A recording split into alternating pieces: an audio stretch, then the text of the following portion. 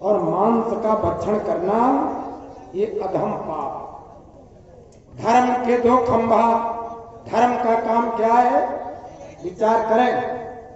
सबसे बड़ा धर्म का काम, ध्यान बात में लो, आप ये बात ध्यान में लाओ। धर्म का बहुत बड़ा पहला खंभा, धर्म के दो खंभा है मजबूत। तो पहला खंभा क्या है कि परहित करें। सबसे बड़ा धर्म है परोपकार करना। अपनी वाणी के द्वारा, अपने कर्म के द्वारा किसी को दुख न मिले, किसी को कष्ट न मिले, ये सबसे बड़ा धर्म का काम। उल्टा मत समझ लेना। धर्म के काम पर न मालूम कितना चंदा घसीटा जाता है, न मालूम कितना समाज का शोषण होता धर्म के नाम पर, लेकिन उसमें धर्म कितना है ये भगवान ही जानते हैं, हमको कहने की जरूरत नहीं। तुलसीदास जी के मत के अनुसार धर्म का पहला खंभा कि परहित करे, धर्म नहीं भाई, परहित करे, धर्म नहीं भाई, परहित करे, धर्म नहीं भाई, परहित करीत, परहित करीत, धर्म नहीं भाई, कर पीड़ा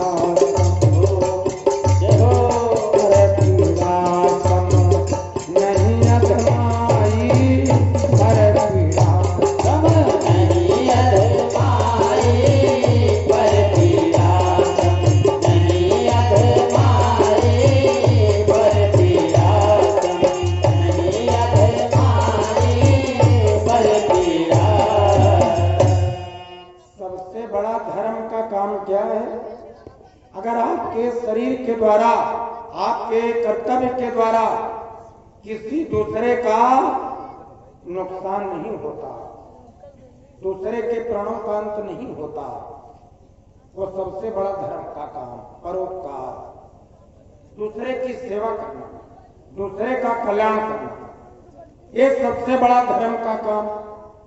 और फिर अगला खंभा धर्म का क्या? धर्म का कौन माना गया? धर्म दूतर साथी आगम निगम राम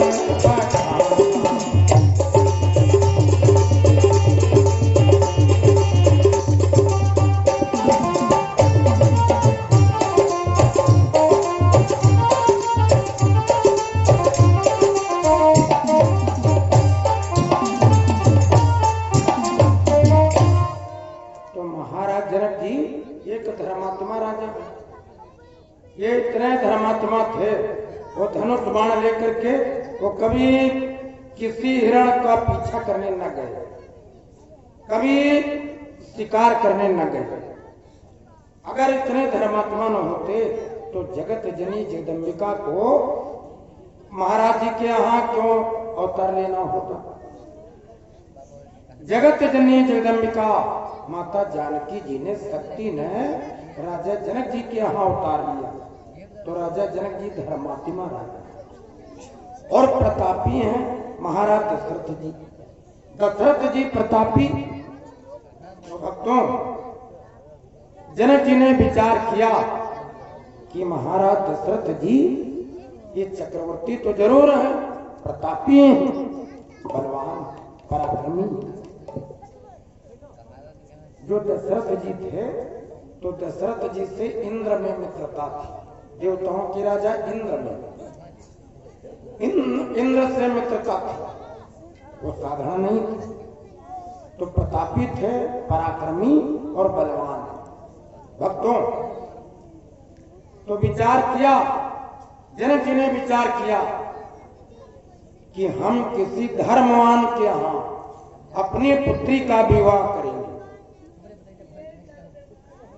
एक बात आप लोग भी जान लें, अगर आपको अपनी बेटी का विवाह करना और अगर आपको अपनी बहन का विवाह करना, पोती का विवाह करना, तो बहुत लोग धन की तलाश में निकलते हैं, लेकिन एक बात याद रखना, धन से बहुत कुछ खरीदा जाता, लेकिन सब कुछ नहीं। लेकिन अगर कोई धर्मवान कुल को आप पा गए तो धर्म से सर्वस्व आप पा सकते हो। धन से सर्वस्व नहीं पाओगे, धन से बहुत कुछ पाओगे, लेकिन धर्मवान कुल अगर मिल गया और आपकी बेटी वहां पहुंच गई, आपकी पोती पहुंच गई, आपकी बहन पहुंच गई, तो दोनों लोगों का, दोनों घरों का कल्याण। विवाह के समय में ज्यादातर लोग वो धनवान की तलाश में निकलते हैं कि जमीन किसके ज्यादा, मकान प्लाट किसके ज्यादा, और व्यक्ति का स्वभाव और चरित्र, उसका कर्तव्य भूल जाते हैं, केवल धन की तलाश करते हैं। तो विचार करिए प्रेमी जन, आज जनक जी ने विचार किया कि हम धर्मवान राजा, हम अपनी बेटी का विवाह किसी धर्मात्मा के वहां से करेंगे। तो पहला कारण ये, इसलिए विचार करके निमंत्रण नहीं दिया। और दूसरा कारण महादेव जी कहने लगे, भवानी सौरासायक पत्नी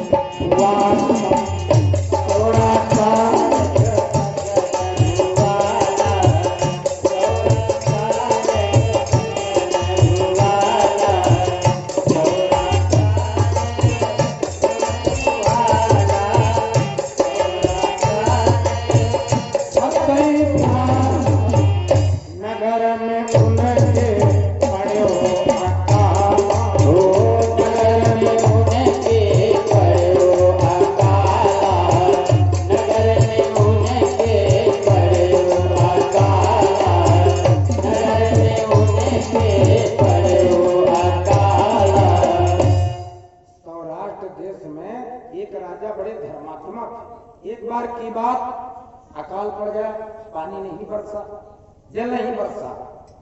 देखो कभी सूखा पड़ता है और कभी बाढ़ आती है, कभी कोई रोग पैदा होते हैं। अब जैसे इस समय कोरोना का टाइम चल रहा, 2 गज की दूरी और मास्क जरूरी, ठीक। इस समय कोरोना का पीरियड चल रहा है, तो वो बंदी चल रही थी, लॉकडाउन चल रहा है। तो ये रोग जानते क्या है? ये रोग क्यों है? ये प्रकृति जब कुपित होती है तो किसी न किसी रूप में वो व्यक्ति को दंड देती है। और प्रकृति कुपित कब होती है? ये व्यक्ति जब अन्याय करता, प्रकृति से छेड़छाड़ करता, तब ये प्रकृति दंड देती है। व्यक्ति पेड़ ज्यादा नहीं लगाते, पेड़ काटते चले जा रहे हैं, तो पानी का जो स्टेटा लेवल वो नीचे डाउन होता चला जा रहा है। आप विचार करिए, प्रकृति की तरफ से समाज को दंड मिलता है और उस पर व्यक्ति का कोई अधिकार नहीं और कोई जोर नहीं, कोई बस नहीं। अकाल पड़ गया, राजा के नगर में अकाल। अब नदी, तालाब, पोखर, झरने, ये कुआं, बावली, ये सब सूखने लगे। अब तो राजा के राज दरबार के पास में एक विशेष प्रकार का उपवन था, एक विशेष प्रकार की वाटिका था। भक्तों, वो वाटिका सूख गई। अब जब सूख गई तो ज्योतिषी पंडित जनों से महाराजा ने पूछा, ये उपवन हरा कैसे होगा? तो ज्योतिषी पंडित लोगों ने बताया। वो ज्योतिषी पंडित लोग कहने लगे, महाराज यदि कोई धर्मात्मा कच्चे धागे के द्वारा कच्चे घड़े को बांध करके और कुआं से 101 घड़ा जल निकाल करके वाटिका में डाल दे तो ये उपवन हरा भरा हो जाएगा। अब राजा ने ढिंढोरा पिटवा दिया। देश देश के धर्मात्मा राजा वहां पहुंचने लगे। जब ये समाचार अयोध्या को आया तो महाराज दशरथ जी को दुख हुआ। दशरथ जी ने विचार किया अपने मन में कि हमारे द्वारा तो 3 पाप हुए और वहां पर बड़ा नाम होगा राजा लोगों के बीच में। तो अब क्या किया जाए? राजा को चिंता लगी, राजा को संताप हुआ। भक्तों, दशरथ जी के नगर में वो सड़क पर झाड़ू लगाने वाला एक सूपक था। तो सूपक ने राजा की उदासी का कारण पूछा। राजा ने पूरा हाल बताया। तो सूपक कहने लगा, महाराज इसमें ज्यादा परेशान होने की जरूरत नहीं है, ये काम चुटकी बजाते हम करेंगे। राजा बोले, तुम करोगे? उसने कहा, हाँ महाराज। अरे कहा, वो कोई धर्मात्मा का काम, जिसने 101 यज्ञ किया हो, ये काम केवल वही कर पाएगा, और तुमने कौन यज्ञ किया? तो कहा, महाराज हमने 101 यज्ञ तो नहीं किया, लेकिन एक बार की बात, आपके यहाँ यज्ञ था और आपका आदेश था, की आज्ञा थी कि जंगल से हम समझा ले आओ यज्ञ में जो लकड़ियां लगती हैं। तो कहा, वो लकड़ी लेने गए और मार्ग में हम गए। जब जंगल को गए तो जंगल में एक गाय माता पंख में धसी जा रही थी। बोला, वो पंख में धसी जा रही थी कीचड़ में। तो हमने गौ माता के प्राणों की रक्षा की। उस समय गौ माता ने हमको आशीर्वाद दिया, हमको वरदान दिया कि सूपक, तूने मेरे प्राणों की रक्षा की। 101 यज्ञ करने का पुण्य तेरी भुजाओं में। कहा, महाराज वो आशीर्वाद तो हमको मिला गौ माता के द्वारा, लेकिन उसका परीक्षण नहीं किया। कहा, उसका परीक्षण नहीं किया। और आपको मालूम होना चाहिए, गाय के शरीर में 33 कोटि देवताओं का वास, 33 कोटि देवताओं का वास। सींग से लेकर के खुर तक वो सब देवताओं का वास। तो पीपल के पेड़ को और गाय को और तुलसी के पेड़ को, इनको साधारण मत समझना। गाय को पशु मत मानना, गंगा जी को साधारण नदी मत मानना, तुलसी के पेड़ को साधारण पौधा मत मानना। ये गाय जो है हमारी, ये गाय हमारी माता।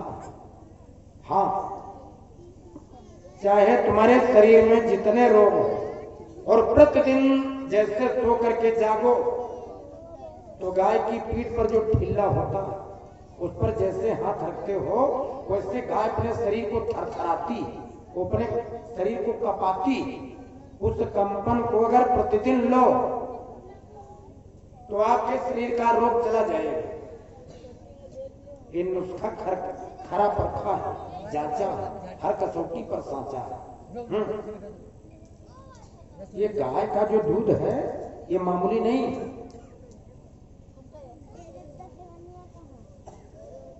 भैंस के वो बच्चा जन्म ले तो पता चला 20-15 दिन तक वो, जब तक उसको उठाओ ना, तब तक वो बच्चा उठ नहीं पाता।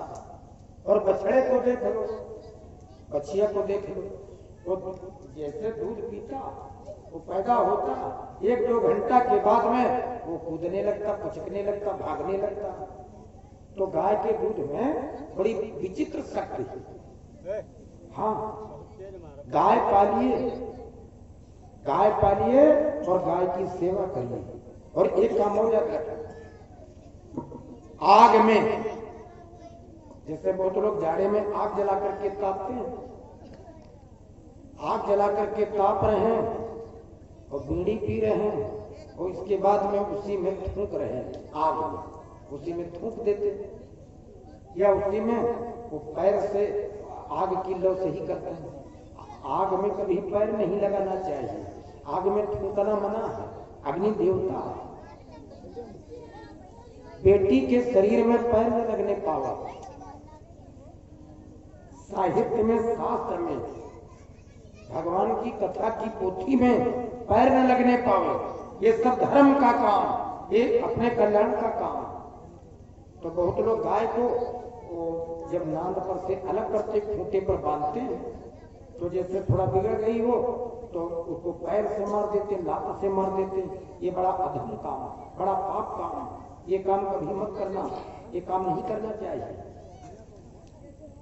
भक्तों, एक बात और बताते चले, ये हमारी तमाम संख्या में माताएं बहनें बैठी,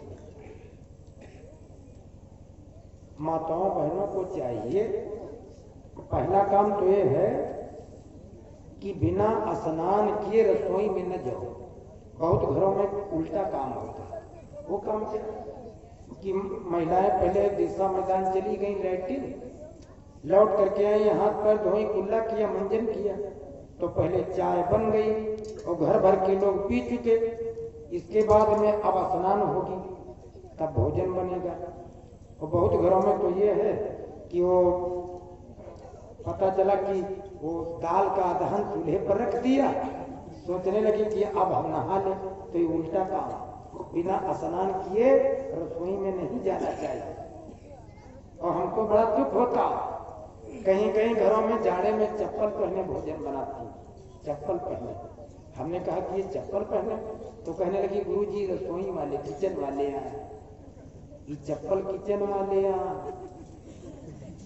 तो हम सोच रहे हैं अब जाड़ा आने वाला है, हम भी एक जोड़ जूता पहन करके व्यास गद्दी पर बैठेंगे, और जो कोई कहेगा तो कह देंगे व्यास गद्दी वाले।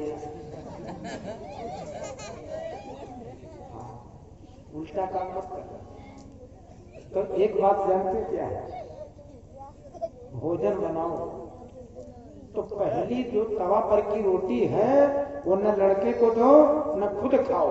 वो पहली रोटी कभी मत खाना, पहली रोटी गाय को देनी चाहिए, उसको गौ ग्रास बोलते हैं। रोटी ले लो, उस पर चावल और दाल गाय को दे दो, वो गाय नहीं तो भैंस को दे दो। वो गाय भैंस अगर कोई नहीं तो छत के ऊपर रख दो। ये प्रतिदिन काम करो, 1 साल के बाद आपको रिजल्ट मिल जाएगा। ये काम करो। हाँ, और हर महीने की पूर्णिमा को हवन करना चाहिए अपने घर में।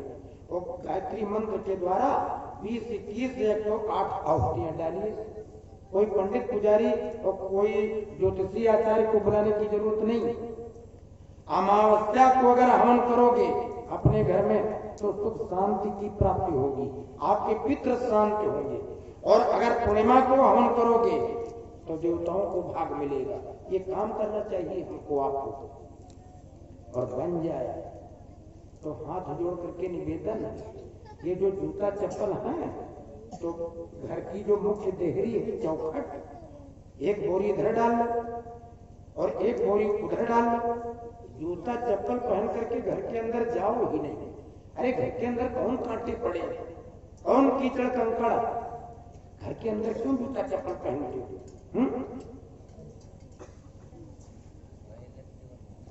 हम अगर कहते हैं तो आप लोग सोचोगे कि ये गुरु जी इतनी बड़ाई करते हैं। हम अगर कहते हैं तो ये सोचोगे कि गुरु जी बड़ाई करते हैं, लेकिन हमारे साथ में रहने वाले ये हमारे शिष्य लोग जानते हैं। वो जूता चप्पल पहन करके घर के अंदर न घूमो, जूता चप्पल तो घर के बाहर। जिस घर में आप रहते हो उस घर में आपके अलावा 27 देवता और रहते हैं, उनको वास्तु देवता बोलते हैं। तो हम बात कर रहे थे क्या,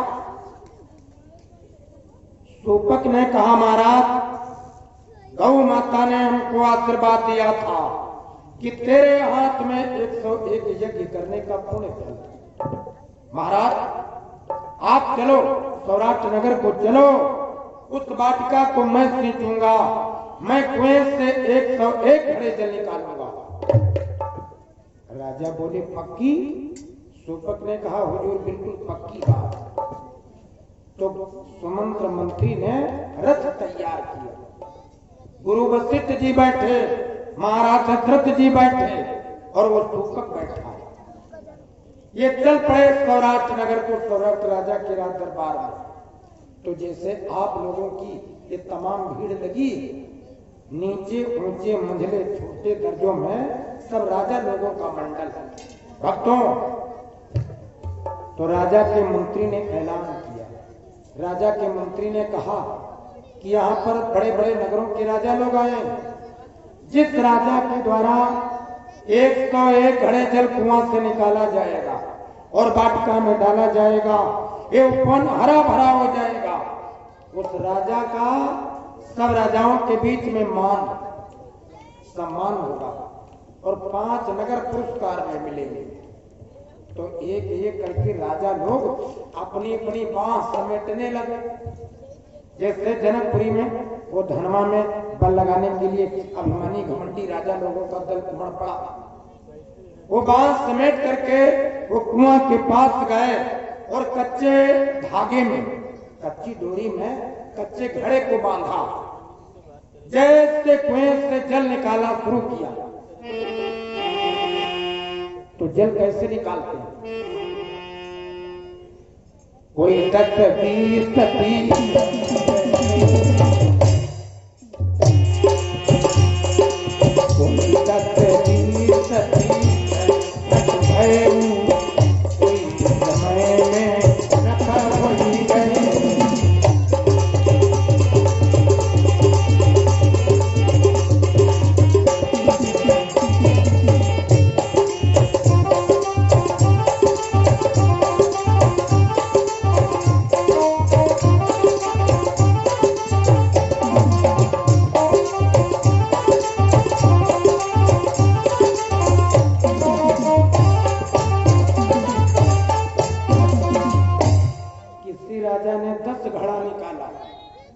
डोरी टूट गई। किसी ने 20 घड़े निकाला जल, वो घड़ा टूट गया। और कोई हिम्मत हार गए और कोई ने सोचा हमारे बस का रोग नहीं। भक्तों, बड़े बड़े राजा लोगों ने प्रयत्न किया लेकिन उस वाटिका को सींच न सके। वहीं पर राजा जनक भी विद्यमान। भक्तों, जब राजा जनक जी का नंबर आया तो जनक जी ने सोचा कि हमने ब्रह्म को पाने के लिए तप किया, हमने साधना की, हमने कोई पाप कर्म नहीं किया और तमाम धर्म वाले काम की, यज्ञ की और सोना चांदी दान में दिए। तो जनक महाराज जी ने उस वन को सींचने के लिए कच्ची डोरी में कच्चे घड़े को बांधा और जैसे कुएं से वो जल निकालना शुरू किया।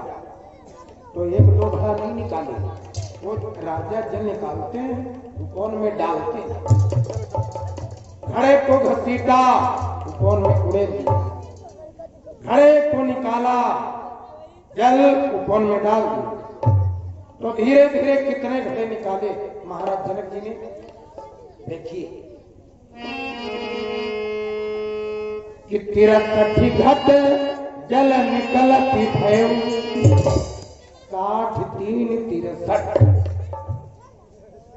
63 घड़ा जल निकाले महाराज जनक जी। भक्तों, कि 63 घट जल निकलती भयउ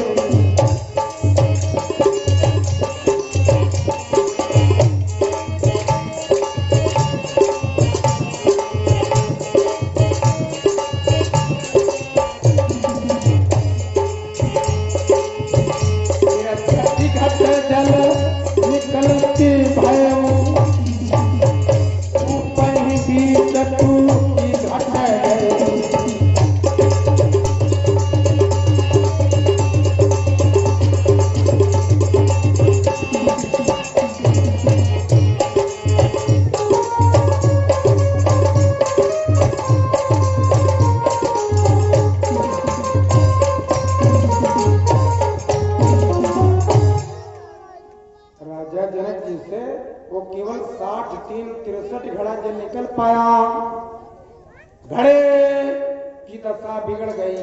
वो घड़ा कूप में टूट गया। अरे महाराज जनक जी मन ही मन में झेप से गए। मन ही मन में विचार किया, वाह अब करें तो क्या करें। जाकर के अपने सिंहासन पर बैठ गए। भक्तों, जब अयोध्या के दशरथ जी का नंबर आया तो दशरथ जी नहीं उठे ना, दशरथ जी की जगह पर वो सूपक उठा। तो जैसे वो सूपक उठा, राजा के मंत्री ने पूछा तुम कहां के राजा? तो कहा हम राजा नहीं, हम अयोध्या के राजा के नौकर। जैसे कहा हम अयोध्या के राजा के नौकर, मंत्री ने फटकार लगाई, कहा बट बड़े बड़े कहते चले जाएं, ये पूछते कितनी था। अरे धर्मात्मा राजा लोगों के लिए आ गया, धर्मात्मा राजा लोगों के लिए आदेश, और तुम नौकर, तुम्हारे द्वारा कौन धर्म का पुण्य का काम हुआ, बैठो। तो सूपक मुस्कुरा करके बोला, सूपक कहने लगा, सूपक ने कहा कि नगर नगर के जो राजा लोग हैं, इन सब राजा लोगों ने जल निकाला, लेकिन ये सब राजा हैं साधारण। हमारी अयोध्या के जो दशरथ जी हैं वो साधारण राजा नहीं, वो साधारण नहीं ना। हमारे अयोध्या के राजा चक्रवर्ती वो साधारण नहीं, वो चक्रवर्ती राजा। और सुनो महाराज, और सब राजाओं की तरह हमारी अयोध्या के राजा यहाँ कुआं से जल निकाले और वाटिका को सींचे, तो हमारी अयोध्या में कुआं से पानी निकालने वाले काम और वाटिका सींचने वाले काम ये राजा लोग नहीं करते, ये सब नौकर चाकर करते। कहा हमारी अयोध्या को साधारण मत मानना, ये साधारण तुच्छ काम हमारी अयोध्या में नौकर चाकर करते हैं। ये काम चुटकी बजाते हम करेंगे, और जब हमसे काम न हो पाए तब ये काम हमारे राजा करेंगे। तो जितने राजा लोग थे सब उमक उमक करके देखने लगे कौन बोल रहा, तो कहने लगे चुप रहो, अयोध्या का दशरथ जी का नौकर। कौन? अयोध्या का दशरथ जी का नौकर। जब सूपक का नंबर आया, उसने लिया गौ माता का नाम, परमात्मा का नाम लिया कि हे भगवान, हे परमात्मन, आज गौ माता का वो आशीर्वाद वरदान और सत्य हमको प्रभावित करे। वही हुआ, जल निकाला प्रारंभ किया। यक सौए तो घड़ा जल भय, कच्ची डोरी में घटा बांधा और निकालता है जल, क्यारी में डालता, धीरे धीरे यक सौए घड़ा जल भय, और तुरंत किनारी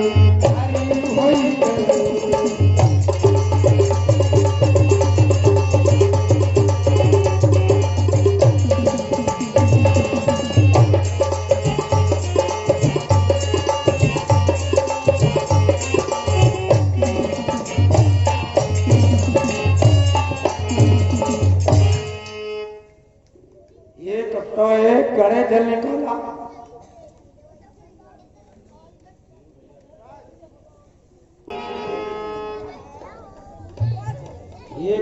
एक घड़ा जल उसमें जब पड़ा तो उपवन हरा भरा हो गया। अबे जब उपवन हरा भरा हुआ तो लोग तालियां बजाने लगे और दशरथ जी का इनका भी नाम हुआ, उनकी जय जयकार होने लगी। राजा लोगों ने विचार किया, वाह, जब अयोध्या के नौकर चाकर इतने धर्मात्मा, तो अयोध्या के राजा, अरे वो साधारण भक्तों, आज महाराज जनक जी ने विचार किया अपने मन में, वो सोचने लगे अगर धनवान तोड़ने वाला निमंत्रण ये अयोध्या को गया तो अयोध्या में ऐसे वो छोटे मोटे तुच्छ काम राजा लोग करते थे, वहां तो नौकर चाकर ही पर्याप्त। अगर ये नौकर फिर आया, अगर ये धनवान तोड़ने वाला निमंत्रण गया तो दशरथ जी तो आएंगे नहीं। ऐसा न हो कि वही वो सूपक भेज दे, और अगर वो सूपक आया और उसने धनवान तोड़ा तो गजब हो जाएगा। तो सूपक तो फिर तुम आवे और थोड़ा ही धन समाज का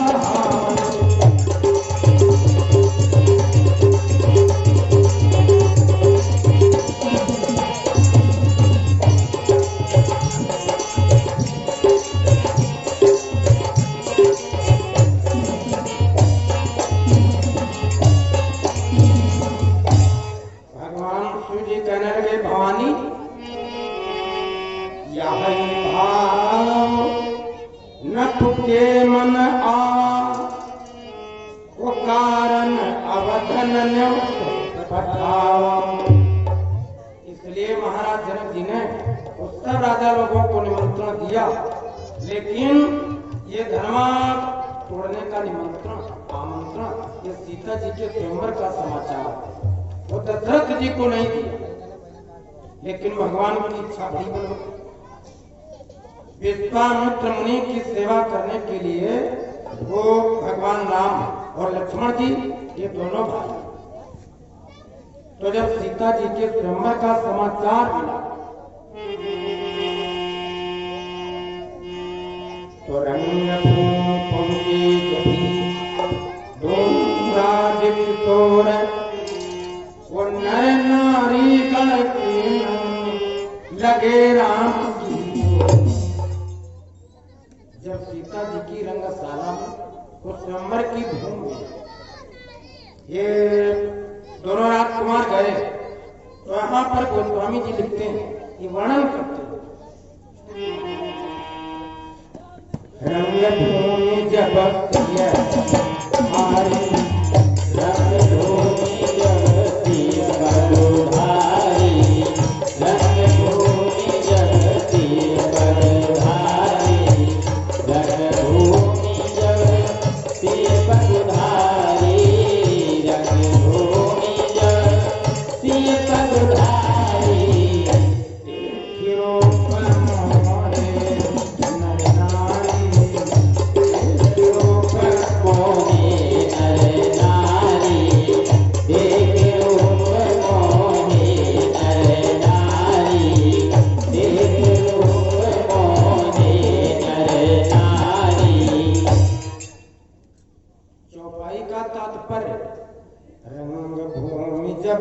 पगुधारी वो देखी रूप मोहे नर नारी, नर नारी देख रूप मोहे नर नारी। अब ये सीता माता जी कोई साधारण स्त्री नहीं, वो जगत जननी जगदम्बिका की अवतारणी है, वो शक्ति की अवतारणी माता जी, कोई साधारण नारी नहीं। तो देख रूप मोहे नर नारी, ये चौपाई गोस्वामी जी ने वर्णन की, लेकिन इसके पहले का भाव थोड़ा ध्यान में लाना। जब राम जी रंगशाला में गए तो उस समय की स्थिति क्या हुई कि सब चकित हुए, सब चकित हुए, वह ऐसा करे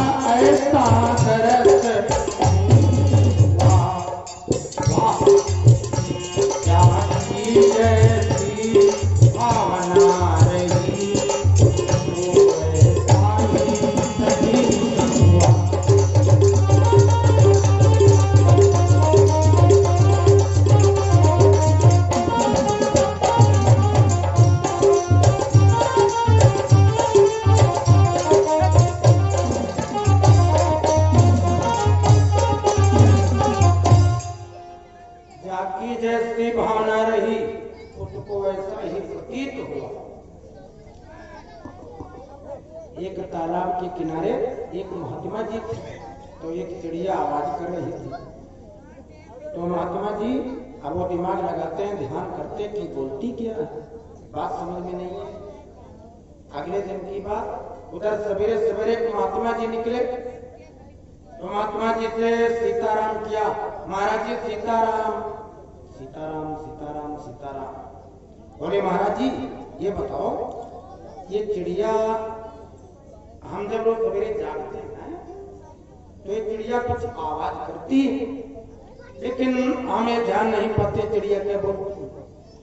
महात्मा जी ने ध्यान लगाया, महात्मा जी कहने लगे ये चिड़िया कहती है सुहायमान कुदरत, सुहायमान कुदरत, अर्थात ये कुदरत बड़ी सुंदर है, बड़ी सुंदर शोभायमान। चले गए। सवेरा हुआ, उधर से फिर एक बात महात्मा जी निकले, वो रामानंदी तिलक लगाए। रामानंदी तिलक जानते हो, वो मस्तक पर वो कोई महात्मा ऊपर को वो 3 लकीरें बनाते चंदन से, और बहुत महात्मा लोगों को देखा होगा, वो उनकी लकीरें तिरछा मस्तक में होती 3। तो महात्मा जी निकले, रामानंदी तिलक लगाए। भक्तों, महात्मा जी ने सीताराम किया और कहने लगे, बच्चा क्या बात है, मार्ग में खड़े। अरे कहने लगे, खड़े क्या, ये चिड़िया कुछ आवाज कर रही, हमारी बात समझ में नहीं आती, ये चिड़िया कहती क्या। कहने लगे कि सुनो, ये चिड़िया कहती है राम लक्ष्मण दशरथ, राम लक्ष्मण दशरथ, राम लक्ष्मण दशरथ। वो चले गए। जब तीसरा दिन हुआ तो फिर एक व्यक्ति निकला। बाबा जी ने फिर पूछा तो उस व्यक्ति ने बताया, ये चिड़िया कहती है गणमुखर कसरा, गणमुखर कसरा। बाबा जी समझ गए कि पक्का पहलवान है। अगले दिन की बात, जब अगले के युवकों का तो बाजार सजा रहा, उससे जब पूछा कि चिड़िया क्या बोलती, वो कहने लगे कि चिड़िया कहती मूली मिर्चा अदरा, मूली मिर्चा अदरा। बस वो समझ गए कि चिड़िया चाहे जो कुछ कहती हो, लेकिन ये निकलने वाले लोग अब जो जिस काम में लगा वो उसी प्रकार उसको सुनाई पड़ता है। हाँ, तो वही वाला हाल यहाँ जनकपुरी में राम जी जब रंगशाला में आए तो यहाँ पर वर्णन जिनके कथु भाव देखिए, जाती रही